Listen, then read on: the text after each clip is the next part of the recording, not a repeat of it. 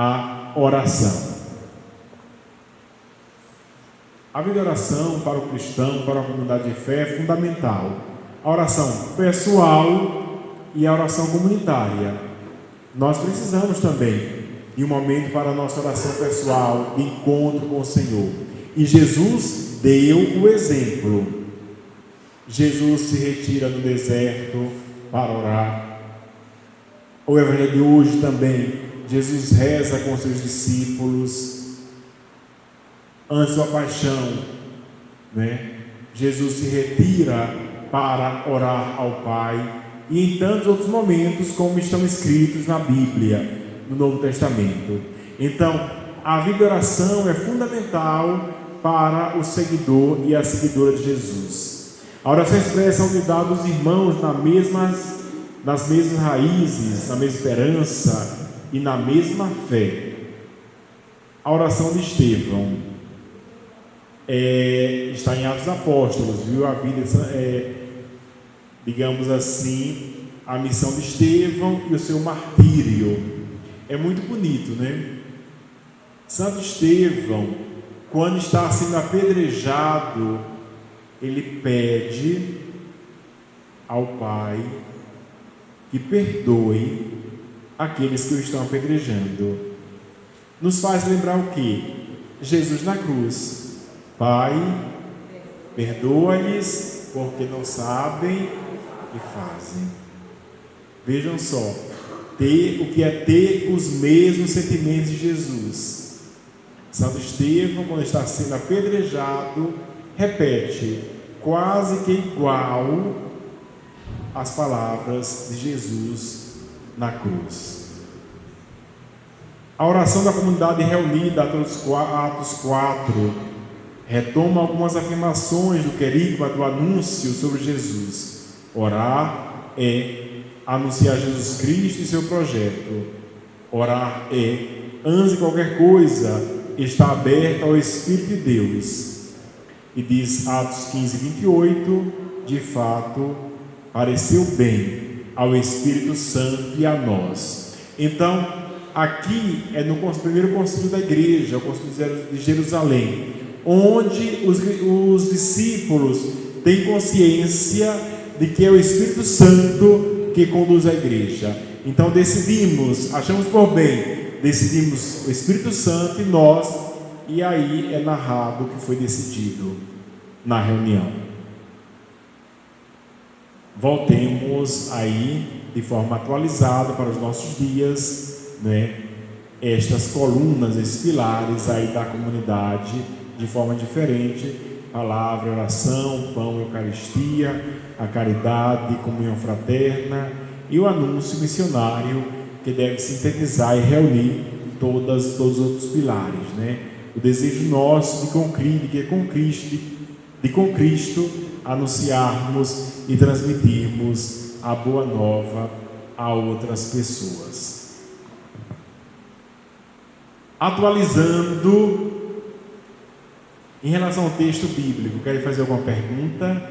Que agora vamos atualizar para a nossa vida, para a nossa missão. Pode falar. Não é uma pergunta, mas uma analogia com o Atos dos Apóstolos, dizendo de muitas frequências, que o Atos dos Apóstolos é atemporal. Algumas das coisas são temporais. Aconteceu naquele momento, não vai acontecer mais. Também todo o evangelho tem muita coisa que é temporal, são coisas que são atemporais. Mas aqui que está preocupado de Atos dos Apóstolos, sempre costumo dizer, ela infelizmente deveria ser rasgada das nossas vidas cristãs, porque ela ficou só naquele tempo. Eles colocavam tudo em comum, mas era tudo mesmo, não era somente as coisinhas.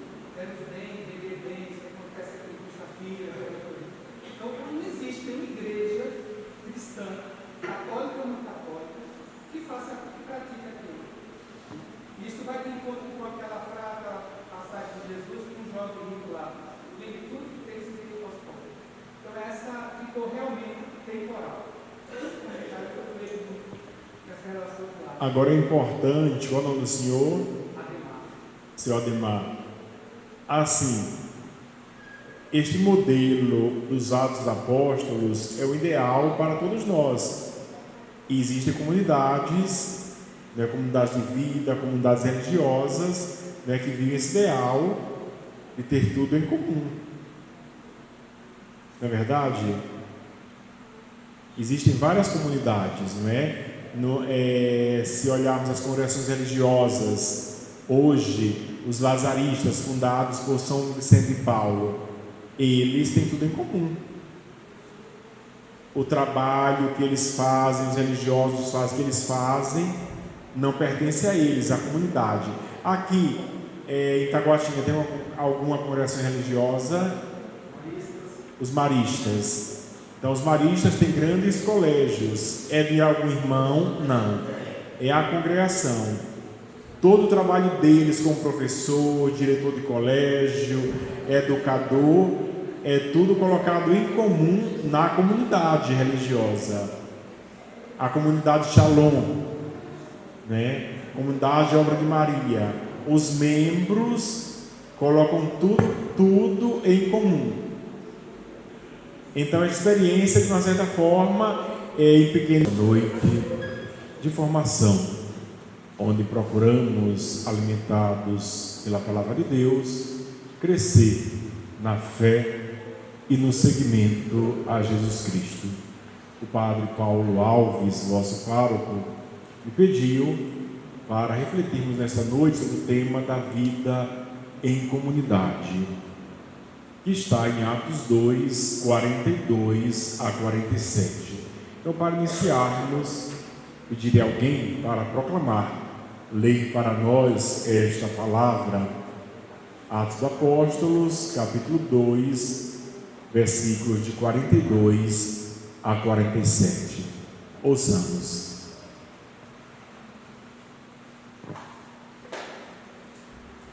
Primeira comunidade. Perseveravam eles na doutrina dos apóstolos, nas reuniões em comum, na fração do pão e nas orações.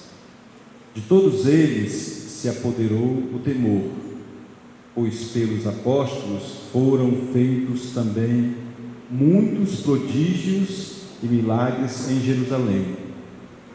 E o temor estava em todos os corações.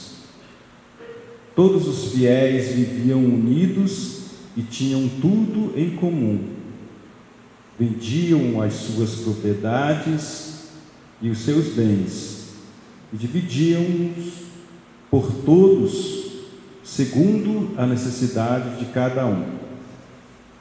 Unidos de coração, frequentavam todos os dias o templo, partiam o pão nas casas e tomavam a comida com alegria e singeleza de coração, louvando a Deus e cativando a simpatia de todo o povo.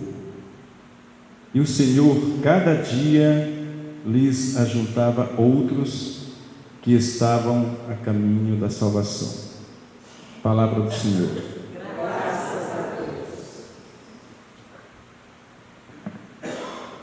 Então, é um texto bastante denso e profundo, este que nós ouvimos dos Atos dos Apóstolos.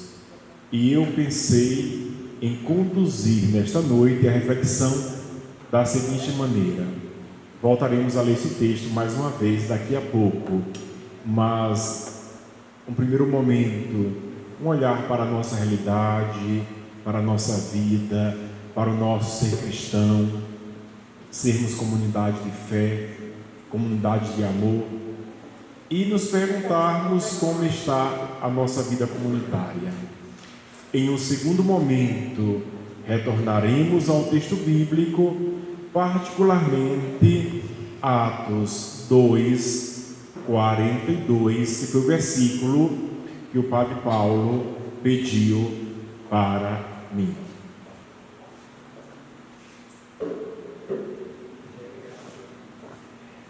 Muito obrigado. O versículo 42, que o Padre Paulo pediu para refletir com vocês nesta noite. Em um terceiro momento, para concluir, nós veremos algumas indicações da nossa igreja nos tempos atuais para estes anos, o que nos diz, nos indica sobre estes pontos que foram refletidos nesta noite, a partir do texto bíblico. Gostaria de lembrar que nós vamos colocar em mente, nesta noite, 4 pilares, deste versículo 42, que são eles: a perseverança no ensinamento dos apóstolos, o primeiro pilar, ou primeira coluna, como quisermos chamar. O segundo, viviam em comunhão fraterna. O terceiro, a fração do pão. E o quarto pilar, as orações, que nós iremos refletir. Mas no primeiro momento, agora, vamos conversar um pouquinho e vermos como está a nossa vida comunitária. Moramos neste território, a grande maioria, fazemos parte de uma comunidade de fé e muitas vezes encontramos o grande desafio da vivência em comunidade, do diálogo com o outro, da acolhida ao outro, da compreensão, do perdão. Então colocamos a seguinte pergunta para iniciarmos a nossa reflexão: que acolhida encontram em nós os membros da comunidade? Somos acolhedores, generosos, pacientes, misericordiosos? Qual é a nossa atitude? Não precisamos responder. Cada um deverá pensar e fazer individualmente no seu coração, esta reflexão. Às vezes, por exemplo, eu me pergunto, nos falta em alguns lugares paciência com crianças, adolescentes, jovens, Nós adultos, eu tenho 50 anos, outros aqui tem 20, 30, 40, 50 também. Então, às vezes pode nos faltar paciência, capacidade de entender a diversidade. Então é um questionamento importante antes de falarmos sobre a vida comunitária. E eu coloquei aí, são fotos da internet, Jesus dialogando com os seus discípulos, dialogando com o povo. Nós olhamos para quem? O autor da carta aos Hebreus diz que devemos ter os olhos fixos em Jesus Cristo. Nosso olhar deve ser sempre e a cada dia voltado para o nosso Mestre. Então, em relação à vida em comunidade, vida comunitária, devemos olhar para quem? Nos espelhar em quem? Em Jesus. Ele olha com ternura, com amor, compaixão, misericórdia, abraça, perdoa, cura, ensina, salva. Mas observemos, mesmo Jesus dizendo não, mesmo Jesus chamando a atenção, mas a relação com o outro é sempre uma relação de diálogo, de paciência e de misericórdia. O jovem rico vai embora triste, não segue a Jesus, mas Jesus explica para ele, questiona, conversa. Creio que esta deve ser a nossa atitude, e é um crescer na vida espiritual de cada um de nós. Nós que estamos, queremos crescer em santidade. A nossa vocação é sermos santos e santas. Então, ainda nesse olhar sobre a realidade, esse primeiro momento, os que constroem a comunidade são aqueles que amam, perdoam, servem e rezam pelos outros. Não precisamos fazer tantas coisas, realizar tantas coisas, nos preocupar com tantas coisas. Podemos fazer muito, mas, como nos lembra São Paulo, sem amor não serve a nada. Então, a nossa relação e nosso trabalho na paróquia, na comunidade, os ministérios que nós realizamos, deve ser sempre uma missão que fazemos por amor a Jesus e aos irmãos, colocando sempre Deus em primeiro lugar. Uma comunidade só é verdadeira quando cada um descobre que precisa imensamente do outro e procura tornar-se transparente, lúcido e mais fiel no exercício do seu próprio dom. É dessa forma que cada um, desde o seu lugar, constrói a comunidade de fé. Então, alguns requisitos importantes para crescer em comunidade, que não é fácil. Viemos de realidades diferentes, somos de famílias diferentes, trabalhamos em lugares diferentes, tivemos experiências de Deus diferentes. Cada um tem experiência única com o Senhor. Mas, como nos lembra São Paulo, é muito importante, para cada batizado, mesmo sendo muitos, formamos um só corpo em Cristo, que é a sua igreja. Nós somos membros do corpo de Cristo. Que bonito, Que riqueza. Somos membros do corpo de Cristo e formamos a sua igreja.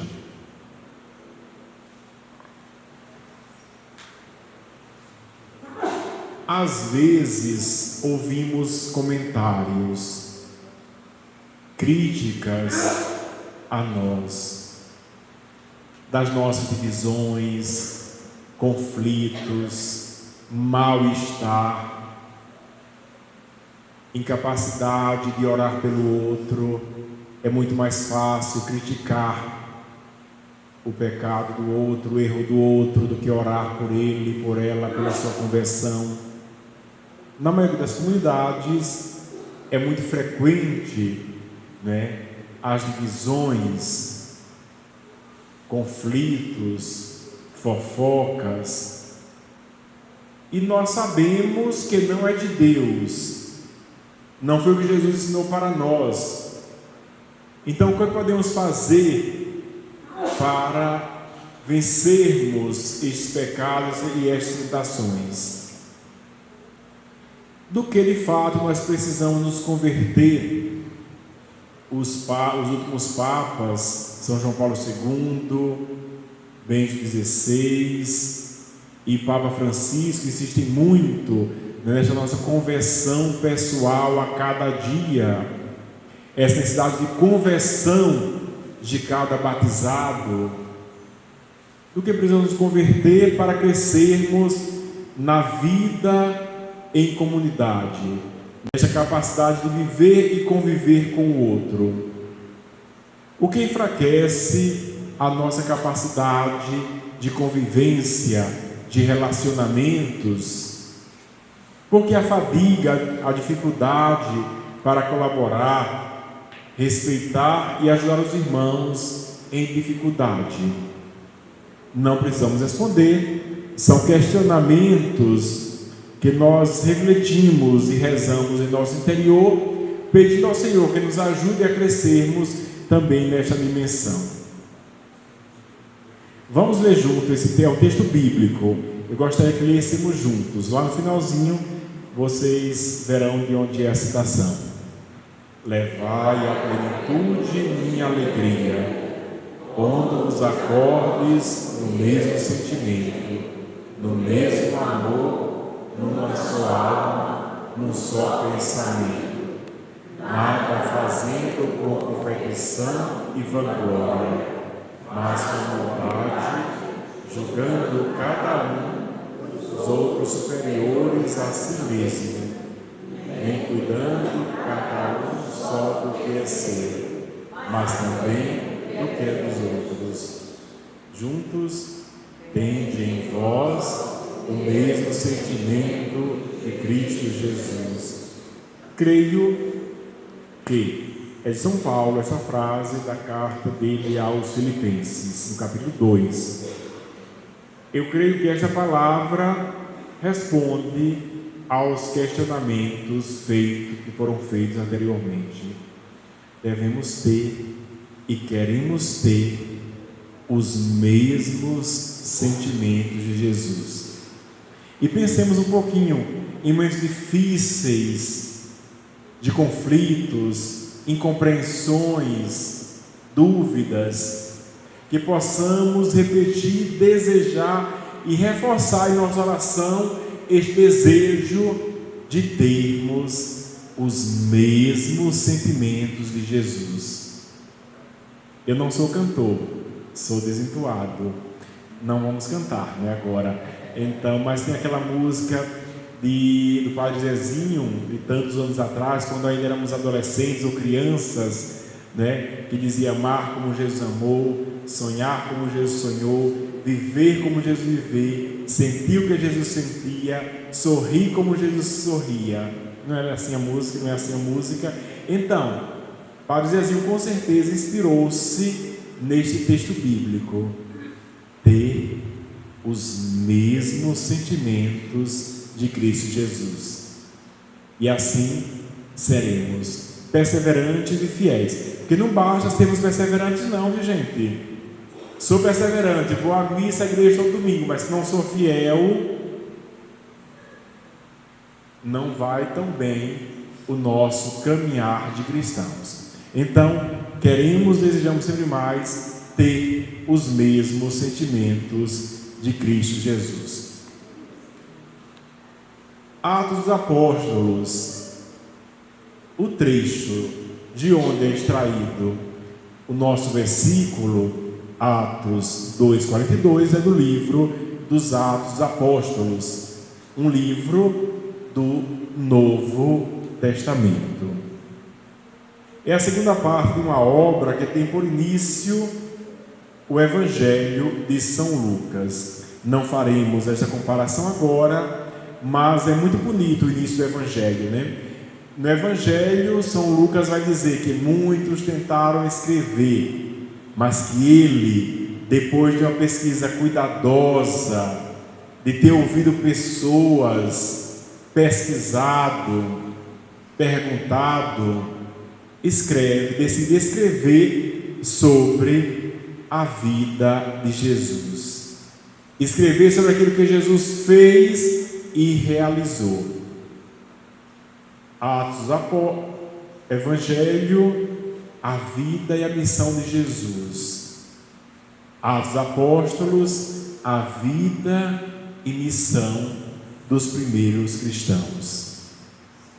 O Evangelho apresenta o caminho de Jesus, Atos, o caminho da igreja, que estava nascendo, dando os primeiros passos. Jesus funda a sua igreja e diz a Pedro: tu és Pedro, e sobre esta pedra construirei, edificarei a minha igreja. E deixa aos seus discípulos, a Pedro e demais discípulos, a missão de continuar a obra iniciada. Então, Atos, o caminho da igreja, e juntos formam o caminho da salvação. Este caminho da salvação é muito importante, porque o nosso desejo maior, o nosso caminhar é em busca da salvação. Lembremos-nos o que diz Jesus no Evangelho de João, Deus tanto amou o mundo que enviou o seu Filho, para que todo aquele que nele crê não pereça, não sofra, mas tenha a vida eterna. O nosso caminhar, nossa vocação, nosso peregrinar é rumo à vida eterna. No centro de Jerusalém, ponto de chegada do caminho de Jesus e ponto de partida no caminho da igreja, que continua o testemunho de Jesus em todos os tempos e lugares. Esse testemunho é muito importante. Atos 1:8 diz o seguinte: sereis minhas testemunhas na Judéia, Samaria, Jerusalém, Galileia, no Guará, Taguatinga, Ceilândia, Recanto das Emas, Santa Maria e até os extremos confins da terra. Sereis minhas testemunhas. Então, Atos dos Apóstolos insiste muito nessa dimensão do testemunho. Muitas conversões aconteciam quando os pagãos olhavam os cristãos, viam o testemunho e desejavam se tornar seguidores de Jesus. Então, o nosso desejo maior, de fato, é sermos testemunhas. O que une estes dois livros é a ressurreição de Jesus. São Paulo diz: se Cristo não ressuscitou, vã é a nossa pregação, vã é a nossa fé. A ressurreição de Jesus é o núcleo central do nosso crer. Creio na ressurreição. Se Jesus não tivesse ressuscitado, seria mais um líder religioso na história do povo de Israel. Mas a ressurreição de Jesus é um ponto fundamental. Jesus foi, como nos lembra São Pedro, Atos 10, o anúncio querigmático, aquele Jesus que vocês conheceram, que veio com vocês, que ensinou, que fez milagres. O senhor pode procurar aí, Atos 10, é um dos mais belos discursos querigmáticos.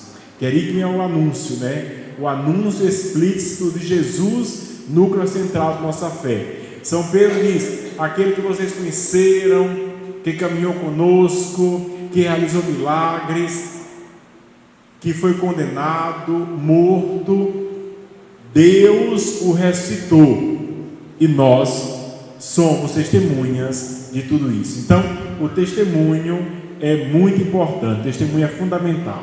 Pode passar. O autor e a data deste livro dos Atos dos Apóstolos, logo depois dos Evangelhos, temos os 4 Evangelhos e logo após Atos dos Apóstolos. Então, ao iniciar a leitura dos Atos, de referência à obra anterior, e fica claro que o autor é o mesmo do Evangelho de São Lucas, Aí temos aí Lucas 1, de 1 a 4, e Atos 1, de 1 a 4 e de 6 a 11. Mas a pergunta: quem é São Lucas? Lucas seria o companheiro de Paulo, citado nas cartas. Vamos ver só uma delas. Quem tem a Bíblia, leia Colossenses 4:14. Quem poderia ler bem forte, bem alto? Colossenses 4:14. Colossenses 4:14. Uma das cartas de São Paulo.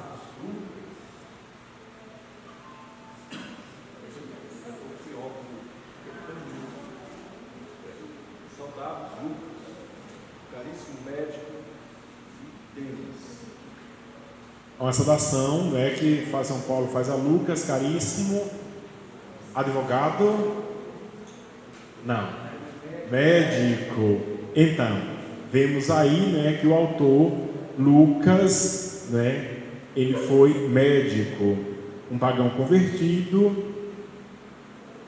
uma pessoa de certa posição social, médico, culto, pois ele pesquisa, conhece as línguas, culto, pesquisador e conhecedor do mundo e da época, que conhecia bem a língua grega e escrevia principalmente para cristãos de língua grega.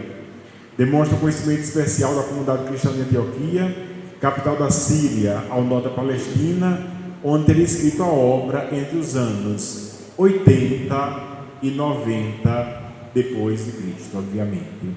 Então, esta data é uma data aproximada, segundo os estudiosos, e o lugar também. Nós sabemos aqui que todos os evangelhos, Mateus, Marcos, Lucas e João, foram escritos bastante tempo depois da morte de Jesus. Inicialmente era transmitido de forma oral, passando de pai para filho, como aconteceu com outros livros. A quem se destinou? A quem São Lucas escreveu? Então, Lucas no Evangelho, ele dedicou a sua obra a Teófilo, né? Que poderia ser uma pessoa que teria patrocinado a produção de sua obra, mas outras interpretações colocam Teófilo, e Teófilo é um nome simbólico.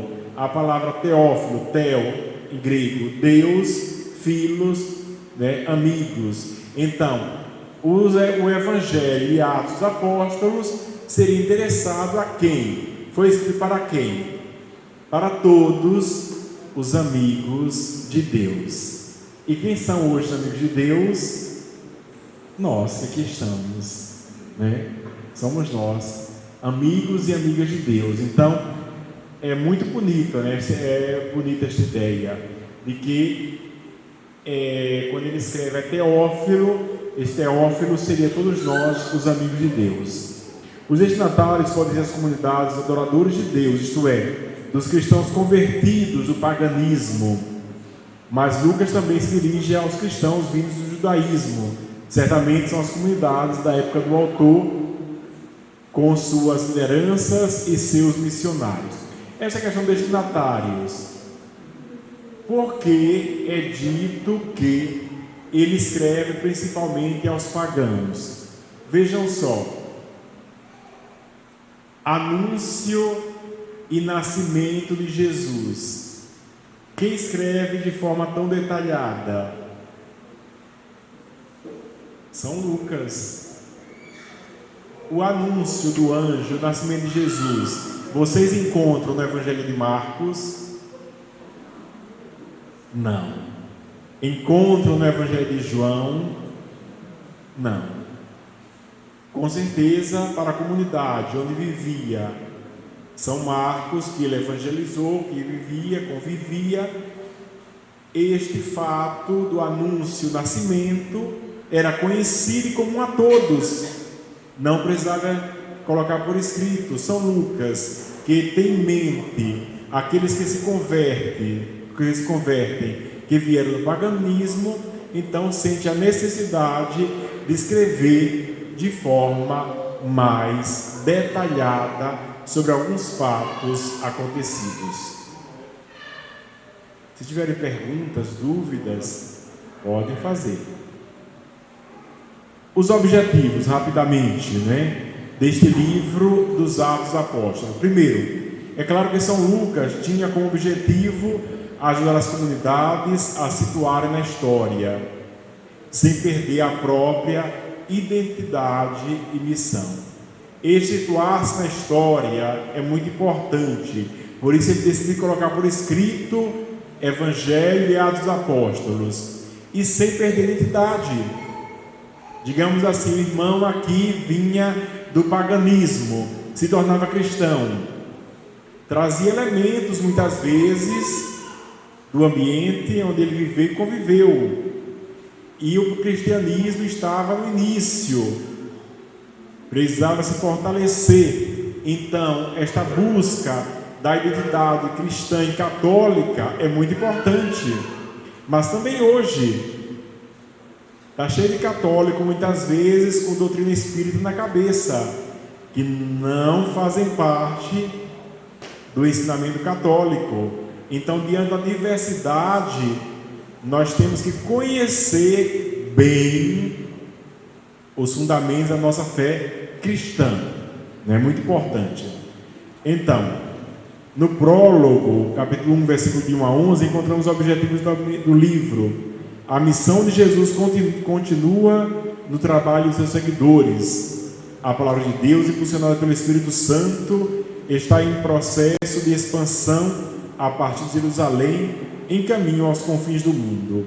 Aquilo que eu falei anteriormente, Atos 1:8, até os extremos confins da terra, até o mundo que eles conheciam, eles queriam anunciar o Evangelho, a boa notícia, guiados pelo Espírito Santo e com a presença viva entre eles do Cristo ressuscitado.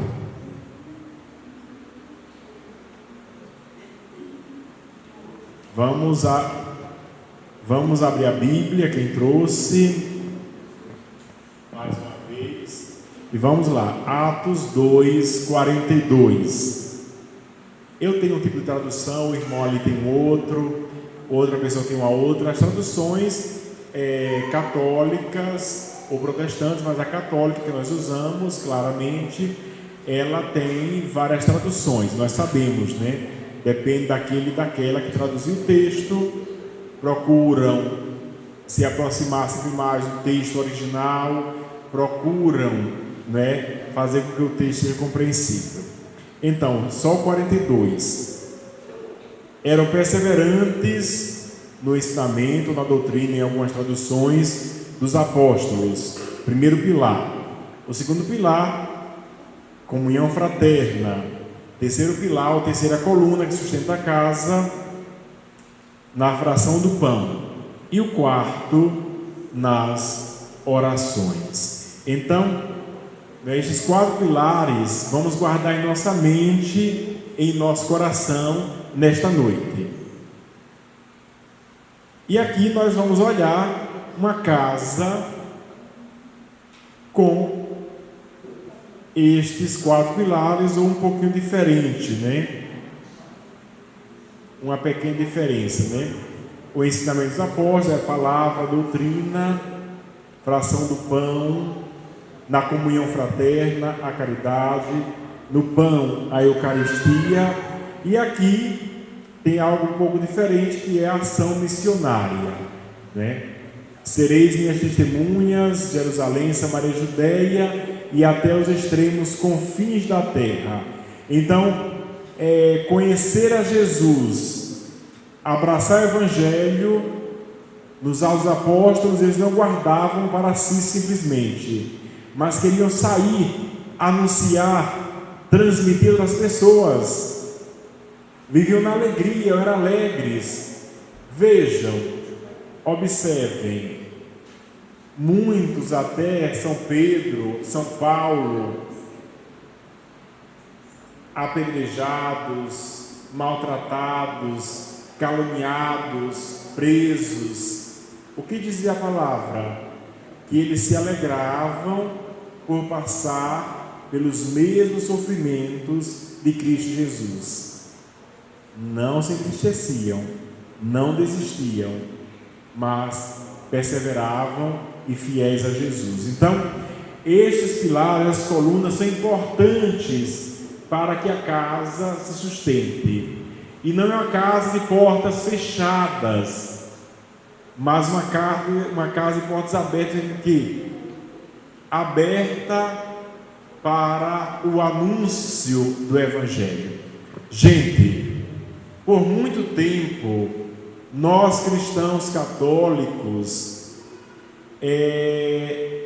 deixamos ou pensamos que todos conheciam já a mensagem de Jesus e silenciamos ou deixamos de anunciá-lo com mais força, com mais convicção. Isso não deve acontecer em nossas vidas hoje. Não podemos renunciar, deixar de anunciá-lo, de transmiti-lo a outras pessoas. Por isso que o Papa Francisco nos diz que a nossa igreja deve ser uma igreja em saída, uma igreja missionária, uma igreja querigmática. Esta é a nossa igreja, desde o início. E não podemos nos acomodar, mas a alegria que nós temos por sermos cristãos, devemos irradiar e contagiar outras pessoas. Falamos dos 4 pilares ou 4 colunas. Então, no tempo da igreja, o testemunho se dá não só por palavras, milagres e coragem nas perseguições. Outro grande sinal desses novos tempos é a vida em comunidade, na fidelidade a Jesus Cristo. Viver em comunidade, viver e conviver com o outro, em harmonia, na paciência, no perdão, na compreensão de ritmos diferentes, mas na certeza de que somos irmãos e somos cristãos. Então, esse desejo nosso de caminharmos juntos é fundamental. Viver em comunidade é, assim, a referência primeira da identidade cristã. O cristianismo é de fato uma religião essencialmente comunitária. Jesus formou um grupo em casa, se vocês lembrarem, vejam Marcos 3,13. Jesus chamou aqueles que ele quis, chamou para que ficassem com ele. Jesus os formou, ensinou e depois os enviou em missão. Então chama, forma e envia. Jesus formou um grupo, formou uma pequena comunidade. E nós também, por isso que o centro comunitário, quando celebramos a Eucaristia Dominical, o dia do Senhor, o dia da ressurreição, celebramos em comunidade. Quando alguns dizem, eu rezo em casa, é importante, mas a oração comunitária no dia do Senhor é fundamental. Os cristãos se reúnem, se unem ao redor da mesa da palavra e da Eucaristia. O primeiro pilar, a perseverança no ensinamento, na doutrina dos apóstolos.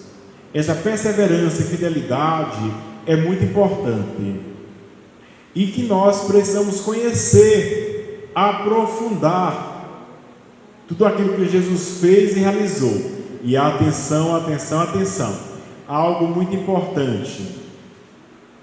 Quando nos dizem, vamos ver o Yuri, padre, mas isto aqui que o senhor falou não está na Bíblia. Observemos, nós cristãos católicos, nós temos a tradição, que é muito importante, a tradição da igreja. Se formos, digamos assim, se formos fazer, realizar somente aquilo que está na Bíblia, nós perderemos muito da riqueza da nossa tradição. Por exemplo, o grande santo que nós celebramos hoje, São Vicente de Paulo, ele está na Bíblia? Não. Ele é um grande santo para nós porque seguiu de perto os passos de Jesus. Procurou viver o Evangelho concretamente. E a igreja o proclamou, reconheceu como santo. Então, é uma das diferenças entre nós católicos e protestantes. Nós temos uma tradição, uma rica tradição da igreja de séculos que nos ajudam neste nosso crescimento e neste alimentar a nossa fé. Então, perseverança no ensinamento, na doutrina dos apóstolos. Esse ensinamento é aquele manifesto pelas palavras, discursos dos apóstolos, apontado Jesus como núcleo central de sua fé. Pelos milagres operados em nome de Jesus, pela experiência de perseguição por causa de seu nome. O encontro com a palavra muda a vida e dá sentido ao ser e agir cristão, corrigindo posturas, aderindo ao modo de ser, de pensar e de agir de Jesus. Ora, quando nós conhecemos a palavra de Jesus, quando nós damos um passo firme para frente, que queremos ter os mesmos sentimentos de Jesus, claro que nossa vida muda, nosso comportamento, nosso modo de pensar, nosso modo de agir. E Jesus nos pede para não nos comportarmos como os pagãos, lembram? Chama atenção, chama a nossa atenção, pega em nossa orelha quando diz: se vocês se comportarem como os pagãos, que merecimento tereis? Lembram desse texto? Que merecimento teremos? Então, o nosso desejo é nos comportarmos, vivermos como cristãos, seguindo a Jesus. Mas poderíamos perguntar: padre, mas nós somos falhos, somos pecadores, somos limitados? Sim, com certeza, e por isso necessitamos da graça de Deus, da misericórdia do Pai, mas nós precisamos sempre pedir perdão quando erramos e recomeçar. Começar guiados por quem? Pelo Espírito Santo, que Jesus nos doou, nos presenteou. Não vos deixarei órfãos, mas vos darei o Espírito Santo. Então é importante, esse nosso desejo constante de vivermos guiados, iluminados pelo Espírito Santo. Segundo pilar, a comunhão fraterna. Atos Apóstolos diz: vede como eles se amam, como eles se querem bem. E assim devemos ser nós, nos amarmos em nossa diversidade, perdoarmos, acolhermos, compreendermos as diferenças, mesmo em família, A diversidade está presente. Então, na certeza de que é Cristo que nos une. Viviam unidos, diz os Atos Apóstolos 2:42-47, viviam unidos e possuíam tudo em comum. Esta comunhão fraterna, esta comunhão perfeita dos primeiros cristãos, como nos apresenta São Lucas dos Atos Apóstolos. Partilha fraterna, serviço diário, presidido por diáconos, em favor das pessoas necessitadas. Então, como São Vicente celebramos hoje, as minhas comunidades, essa sensibilidade com aqueles que sofriam, com aqueles que mais necessitavam. Por isso que toda a Bíblia, fala das viúvas e órfãos. O serviço às viúvas, nos Atos Apóstolos, pois estavam completamente desprotegidas, sem assistência para poder viver. E assim a igreja se preocupa com aquelas pessoas que mais necessitam. Em Atos Apóstolos, a experiência de vida partilhada é reconhecida como dom do Espírito Santo. Esse dom do Espírito Santo promove a comunhão fraterna, também nos sentimentos. Os fiéis são um só coração e uma só alma. Vamos repetir juntos? Os fiéis são um só coração e uma só alma. Nós também queremos aqui a comunidade do Imaculado Coração de Maria, sermos sempre mais um só coração e uma só alma. São estimados Atos 4:33 e se amam Atos 20:37-38. São estimados, admirados pela comunidade, a partir do testemunho que davam.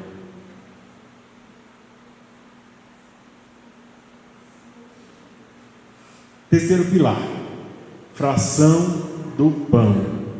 E nós aqui, percebemos assim desde o início dos primeiros cristãos, a reunião, o encontro para celebrar a Eucaristia. De forma mais clara aparece na primeira carta aos Coríntios, capítulo 11. É o texto mais antigo que fala da instituição da Eucaristia. 1 Coríntios 11. Mas que em outros livros do Novo Testamento aparece estes momentos de encontro, de reunião dos cristãos, que se reuniam para a reunião da palavra e da fração do pão, que é a Eucaristia. Entre os cristãos, a fração do pão adquire um novo sentido. É a celebração da Páscoa de Jesus, em que ele se entrega como Cordeiro Pascal para a nossa salvação.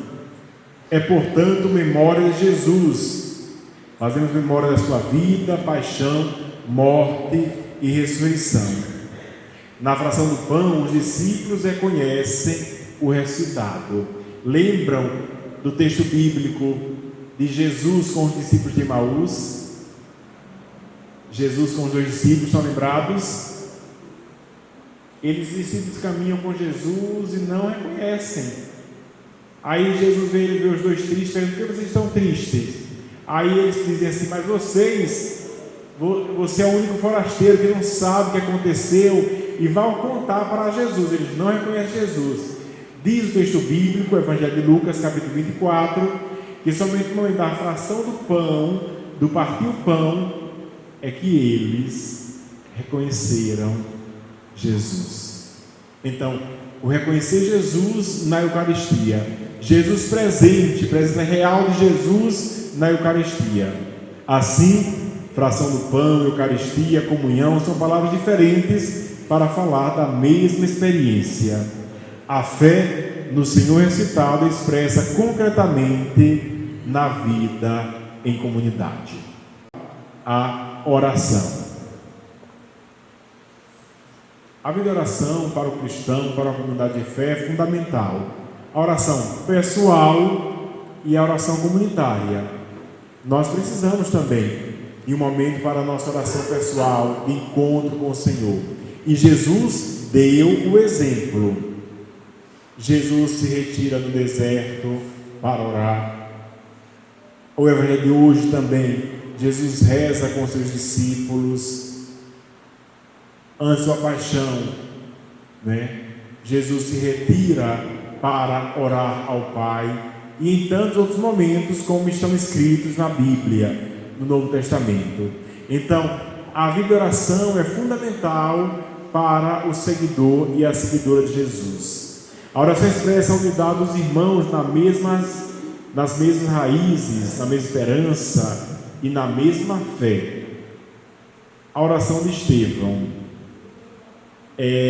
está em Atos dos Apóstolos, viu? A vida, digamos assim, a missão de Estevão e o seu martírio. É muito bonito, né? Santo Estevão, quando está sendo apedrejado, ele pede ao Pai que perdoe aqueles que o estão apedrejando.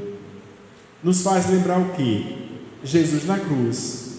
Pai, perdoa-lhes, porque não sabem o que fazem. Vejam só, o que é ter os mesmos sentimentos de Jesus. Santo Estevão, quando está sendo apedrejado, repete, quase que igual as palavras de Jesus na cruz. A oração da comunidade reunida, Atos 4, retoma algumas afirmações do querigma, do anúncio sobre Jesus. Orar é anunciar Jesus Cristo e seu projeto. Orar é, antes de qualquer coisa, estar aberto ao Espírito de Deus. E diz Atos 15, 28, de fato, pareceu bem ao Espírito Santo e a nós. Então, aqui é no primeiro concílio da igreja, o concílio de Jerusalém, onde os discípulos têm consciência de que é o Espírito Santo que conduz a igreja. Então achamos por bem, decidimos o Espírito Santo e nós, e aí é narrado o que foi decidido na reunião. Voltemos aí de forma atualizada para os nossos dias, estas colunas, esses pilares aí da comunidade, de forma diferente: palavra, oração, pão, Eucaristia, a caridade, comunhão fraterna e o anúncio missionário, que deve sintetizar e reunir todos os outros pilares, O desejo nosso de com Cristo anunciarmos e transmitirmos a boa nova a outras pessoas.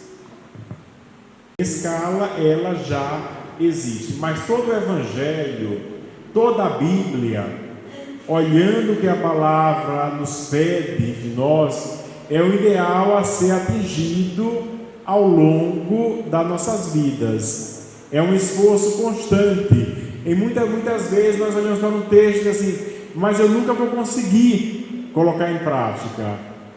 E nós pedimos a graça, a ação do Espírito Santo em nós, para que possamos, pouco a pouco, tentar concretizar e vivenciar esta palavra. Então, na Bíblia, Ademar, existe o texto em si. O que diz o texto em si?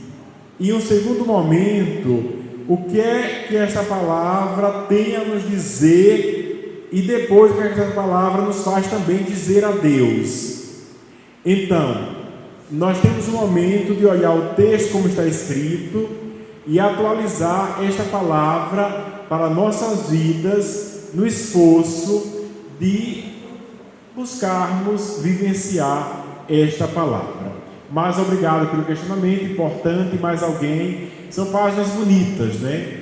E exigentes da Escritura. É porque naquela época também parece que é menos gente. Menos pessoas, né? Mas no mundo conhecido tinha, né? Mas morava muita gente também, né? Mas não tanto como hoje, com certeza.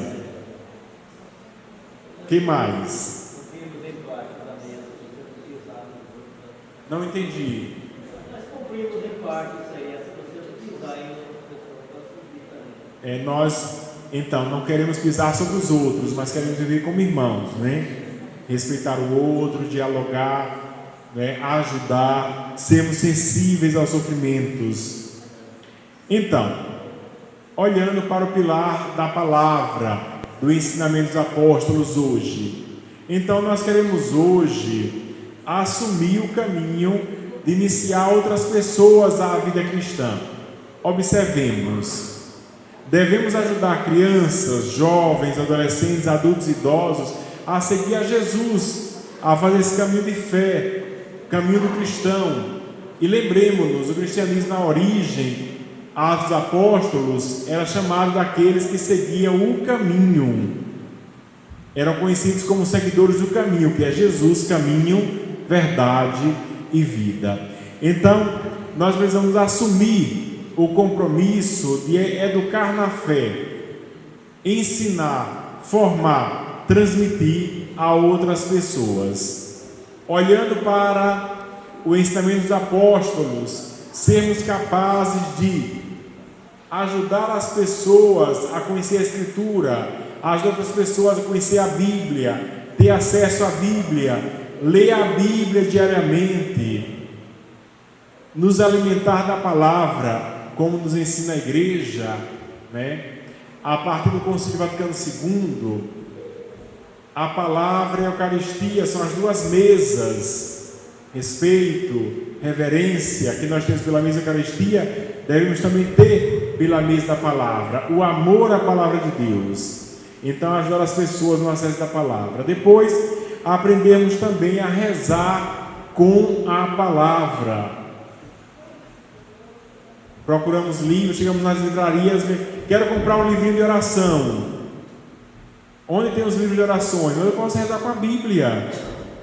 Leio, medito, pergunto ao texto, o que esta palavra quer me ensinar hoje, o que eu posso dizer a Deus em oração, a parte da palavra que eu li, meditei, enfim. Rezarmos também com a Bíblia, nos aproximarmos mais da palavra e priorizarmos, né, algumas experiências. Aqui nós temos, né, alguns movimentos, grupos que se reúnem para rezar, para meditar, para ler a palavra, que possamos fomentar também nossas famílias, a leitura da palavra, entre casais, com a família e com quem for possível.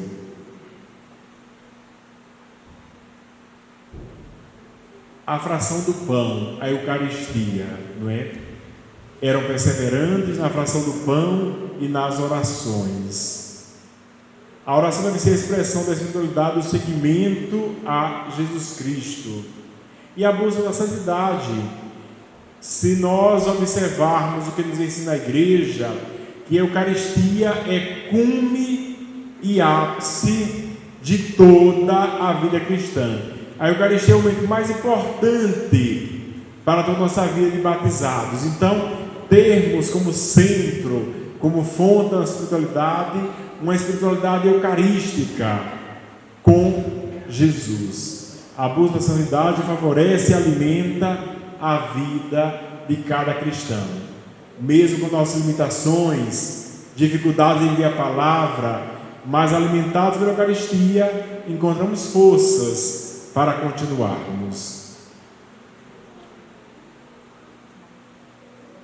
A valorização do domingo. São João Paulo II, Bento XVI e hoje também Francisco, em suas exortações, a insistência sobre o domingo. Eu encontrei quarta-feira passada, em um grupo que eu fui, um dos membros do grupo falou assim que às vezes não consigo ir à missa no domingo, mas na segunda de manhã, antes de trabalhar, eu vou à missa. É uma compreensão ainda não clara do dia do Senhor. E por isso que na liturgia nós fazemos algumas distinções. As missas aos domingos, ela tem aquele tom de solenidade.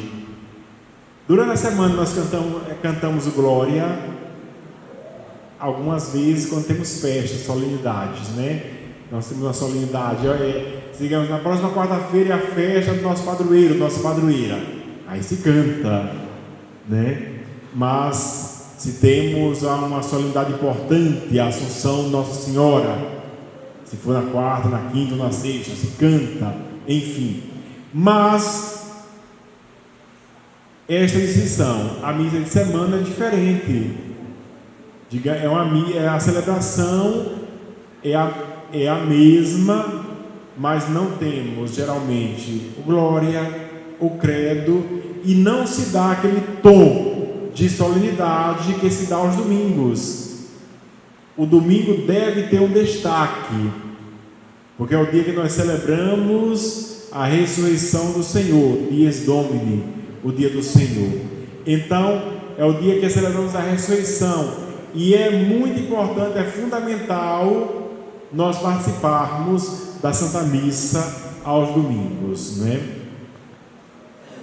E nestes momentos celebrativos, o clima de acolhida para aqueles que chegam, acolher bem as pessoas. Depois, né, a flexibilização de horários para atender às diferentes necessidades. Às vezes, nós não somos capazes de entender determinadas situações. Digamos assim, o Yuri não trabalha ainda, né? Então tem mais tempo de quem sai 6, 5 da manhã de casa e volta às 20 horas. Aí numa comunidade paroquial tem uma grande diversidade. E nos grupos, nossos movimentos, entender, né, as diferentes situações de cada pessoa. O senhor já está aposentado, né? Aí tem mais tempo do que um outro que sai de manhãzinha e volta à noite. Então, assim, a flexibilização dos horários, das nossas reuniões, dos nossos encontros, dos nossos momentos de orações, enfim, para que as pessoas possam ser atendidas em nossa comunidade. E promover uma liturgia essencial. O que seria a liturgia essencial? Nós voltarmos de fato para o núcleo central da nossa fé. O que é importante, o que a igreja nos ensina, né? Sem muitas vezes acrescentar tantas coisas e desnecessárias. Valorizar o canto litúrgico, o espaço sagrado e tudo que ele diz respeito ao belo, né? Quando falo de espaço sagrado, o cuidado com a igreja, com os espaços. Aqui a igreja muito bonita, tudo no lugar, bem arrumado, perfeito, né? E também quando nós chegamos na igreja, o silêncio, a oração pessoal, né? Como nós aprendemos com os nossos avós, não foi assim? Há 30 anos atrás, quando nós chegávamos na igreja, como fazíamos, né? Ficávamos de joelho e pelo sinal da Santa Cruz, não era? Então, agora muitas vezes, não aqui que eu não conheço, né? Digamos assim, perto lá onde eu moro, por exemplo, ou da minha ex-paróquia, o povo chega, começa a conversar, olha vira para trás e conversando com o outro, atrapalha quem quer rezar. Lá na paróquia que eu estava tinha o coro lá em cima, na igreja antiga, né? Então no coro lá em cima os cantores bom, bom, bom, bom, bom, bom, e cantando, e tocando, e ensaiando, e conversando. E este momento de oração, interiorização, silêncio, às vezes deixa a desejar. Então, o cuidado com o todo nessa valorização, né, da palavra e da Eucaristia. Estou terminando. O pilar da caridade, né? Aqui o nosso Ademar colocava o grande desafio, né, da caridade, a fé cristã, o texto bíblico, não é, de Atos 4. A fé cristã, a espiritualidade está centrada na capacidade de amar a Deus e ao próximo, rezar e servir, amar e contemplar. São realidades indispensáveis para o discípulo de Jesus Cristo. Sem oração, não existe vida cristã autêntica. Sem caridade, a oração não pode ser considerada cristã. Então, esta sensibilidade nossa em socorrer, em ajudar o próximo, socorrer e ajudar aquele que está em dificuldade, e não nos perdermos na correria do nosso mundo de hoje, né? De uma realidade muitas vezes sensível. Mas nós também, na igreja, podemos nos tornar insensíveis. O nosso irmão que leu a Bíblia, como se chama? Nem? Então, nem vem sempre à missa, né? Ah, graças a Deus. Então, nem está sempre na igreja. De repente fica doente, faltou um mês à missa. E ninguém lembrou de telefonar e de procurar o que tinha acontecido com o Ney. Se estava gripado, se teve pneumonia, se machucou o pé, estava sem poder caminhar. Nós também podemos perder a sensibilidade. É o trabalho, a correria com o filho, com o neto, com problemas em casa, trabalho, rua, com parentes. E podemos esquecer do próximo que está do nosso lado. Então, não percamos essa sensibilidade. Priorizar ações com as famílias e com os jovens, né? O cuidado com a família, né? A igreja doméstica. Nem tem filhos? Tem o filho, né? Quantos anos tem? 17. Então, a igreja doméstica é a sua esposa, né? Então, nem a esposa e o filho, cuidar do filho, da igreja doméstica, educação da fé do filho. Aí assim, esse cuidado que devemos ter. Às vezes nós encontramos assim casais, pessoas, por exemplo na minha paróquia, né, às vezes estão inseridos, né, nos movimentos e por algum momento, em algum momento, às vezes descuidaram um pouquinho e a igreja doméstica está precisando de uma presença maior, de um cuidado maior. Então não nos descuidarmos, né? A família, a igreja doméstica, na transmissão da fé às novas gerações. E também esse cuidado com os jovens, né? O adolescente de 17 anos e outros. A realidade, o mundo oferece muitas possibilidades. Quinta-feira eu conversei com uma professora aqui da universidade, de uma universidade de Brasília, e ela me disse assim, ela é muito católica, que dá aula no primeiro período e depois lá no final do curso. E a tristeza dela em perceber que jovens do primeiro período têm uma característica e muitos durante o caminho se perdem. E ela percebe como educadora a mudança para pior. Infelizmente. Então, assim, cuidarmos mais dos nossos jovens e da igreja doméstica. É um desafio imenso, mas não podemos desistir. E aí, a missão que Jesus nos deixou, né? Atos 1:8, de anunciar na Samaria, Judeia, Galiléia, Jerusalém, até os extremos confins da terra. Mateus 28, né, 16 a 20, ide pelo mundo inteiro e anunciar o Evangelho a toda criatura. É a missão nossa, né, de anunciar. E o querigma, não devemos pensar que pessoas que fizeram sacramentos, que estão na igreja, muitas vezes estão conscientes desta centralidade da pessoa de Jesus em suas vidas. Então, o querigma não pode ser dado como pressuposto, nem entre os membros da comunidade. Anunciar e anunciar quantas vezes for necessário. Desenvolvermos entre nós a cultura da proximidade, estar próximo do outro, cuidar do outro e favorecer o diálogo. E, por fim, dinamizar ações adigentes e o revigoramento da experiência das igrejas irmãs. Adigentes é anunciar a palavra de Jesus nos povos. O jovem aqui foi me pegar e dizia que tem um amigo que está anunciando o Evangelho agora na França, né?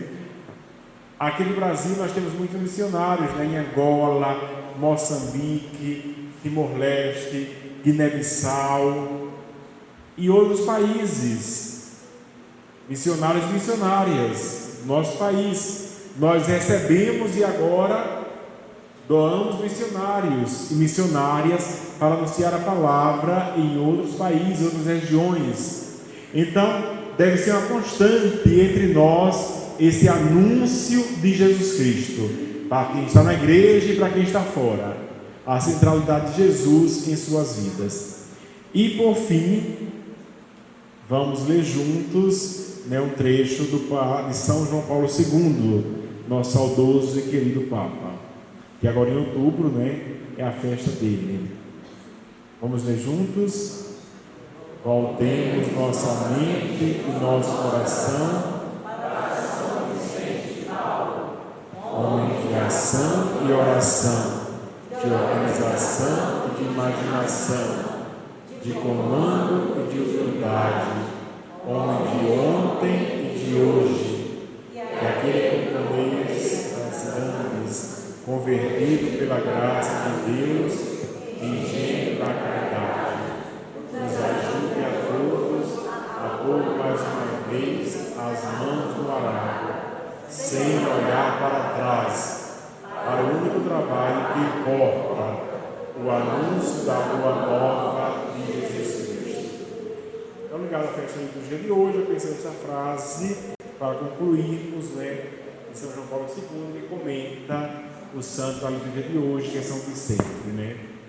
E nos dá algumas indicações importantes. Homens, ação e de oração e caridade. Não olharmos para trás, mas para frente, sem saudosismos. Percebemos o que temos de bom hoje e continuando o anúncio de Jesus Cristo.